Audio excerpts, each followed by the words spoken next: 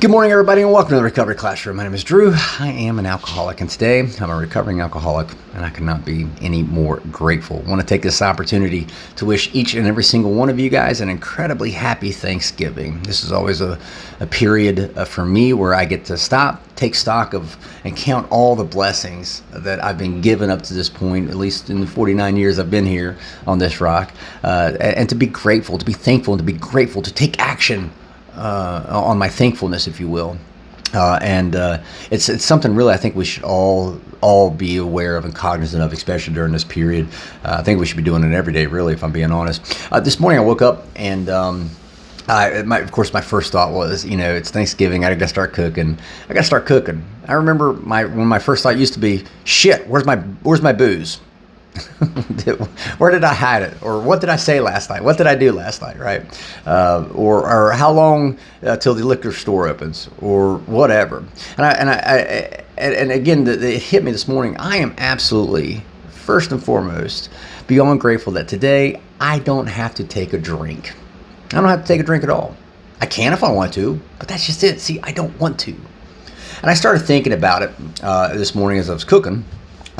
And maybe it's because I heard something similar last night in a meeting, but it got me thinking, another thing I'm really grateful for, and this sounds counterintuitive, I know, but I am grateful for all of my failures. See, I did not think that I was an alcoholic, and I sure as hell didn't want to be another statistic. I sure as hell didn't want to let other people know that I was vulnerable, that I wasn't perfect, that I didn't have my shit together. I didn't want other people to know that, this guy's not normal. I don't want people to know that. I wanted people to believe that, hey, he's got a pretty good handle on his life, and he's been successful in this area, and that area, and this area over here, and it doesn't look like he's too successful with his drinking, but that's beside the point. I wanted people to overlook that. So I had to try to convince people, my wife, my kids, my family, my dogs, my friends, everybody, that I was not an alcoholic, because I didn't want to appear vulnerable. I didn't want to appear weak, if you will. And so I would always tell him, you just watch me. I remember my son would catch me drinking. He would literally, I'd had a bottle turn right up to my mouth, just guzzling it. And he'd come in, I'd be like, oh shit. I'd be like, sorry, son, it's just, momentary relapse. Here, I'm going to get sober this time. You just watch me. Trying to convince my son, trying to convince everybody around me that mattered to me, I can control my drinking. And I do good 3-4 months in. And I guess, I've got it mastered. Now I've figured out how to successfully drink just like the next guy. I remember thinking that. And I failed. Take that drink, and I could never stop with just that one drink. I can never stop. And so I spent years trying to repeatedly prove to God and anybody who would listen that I was not an alcoholic, because I didn't want to become a statistic. And I failed time and again. And it eventually hit the point where, everybody else stopped buying my bullshit. Everybody else stopped buying this bullshit of Drew can control his drinking. They knew I couldn't. But it took me the longest amount of time to convince myself, that I could not control my drinking.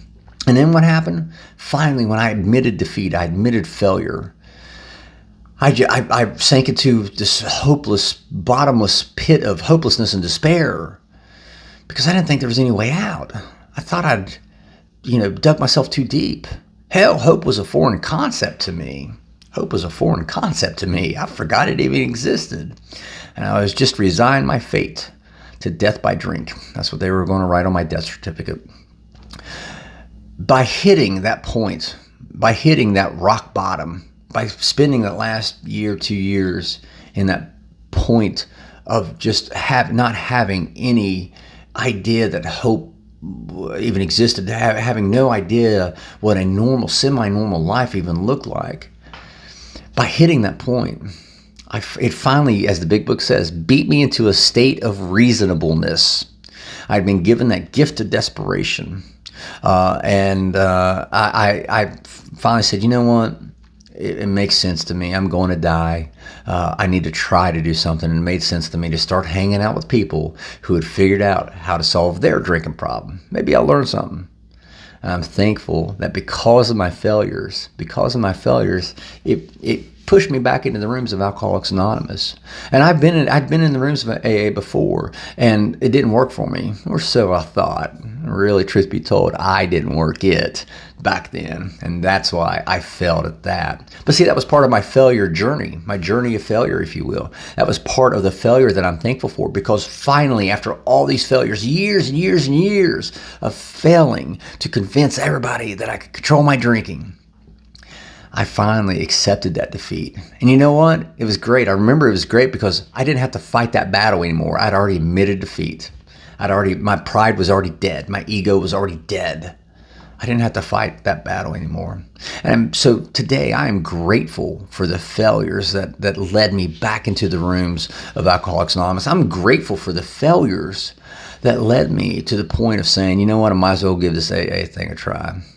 Without those failures, I wouldn't be able to sit here today and not only count all the blessings I've been given over the last 3.5 years, I'd have nothing left to look forward to. Without those failures, I wouldn't be able to count the blessings that are yet to come. So with that being said, I'll let you guys go. Thank you guys for letting me come in and share 5 to 10 minutes of your day with you. You guys, absolutely keep me sober, and I cannot be any more appreciative. If there's a topic you'd like to hear discussed, feel free to email it directly to me, Drew, D-R-E-W, at recoveryclassroom.org. I'll take a look at it, see what we can do.